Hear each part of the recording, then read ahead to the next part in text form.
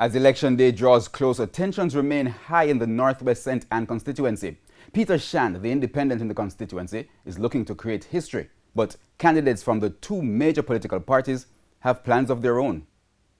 A showdown is looming in the Northwest St. Ann constituency between the PNP's Dr. Dayton Campbell, JLP's Crystal Lee, and independent candidate Peter Shand.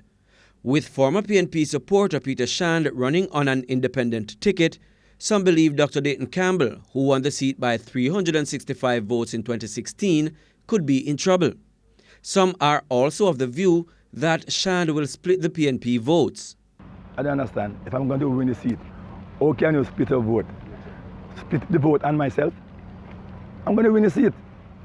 So why should I try to split the vote and prevent myself from winning? That confidence from Mr. Shand, but members of the two major political parties are equally as confident. I'm the only candidate in the race that can vote for himself. And so we start out with that advantage in that the other two don't have a vote in this constituency. We are out there, we're doing the work. The people are hungry for strong representation. They want people that will stand with the councillors, stand with the current government and bring forward actions instead of excuses. But it appears members of the PNP realize there could be a threat.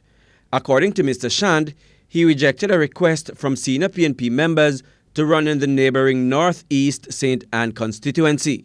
He says the members also asked him not to contest the Northwest St. Ann seat. I was asked, because no one can tell me anything. I was asked by the chairman, of the PNP. Yes, the chairman, vice VP, and the leader. I told him no. Your response? I was already on the ground.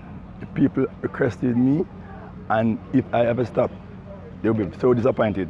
I don't think I could come back into my constituency. He argues that the decision was because he believes Dr. Dayton Campbell has done poorly in the constituency. And when I look at social media, what is putting on social media is not reflecting on the ground. And so I want to change that, and people must speak the truth. As the clock ticks, all will be awaiting the results on the night of the election.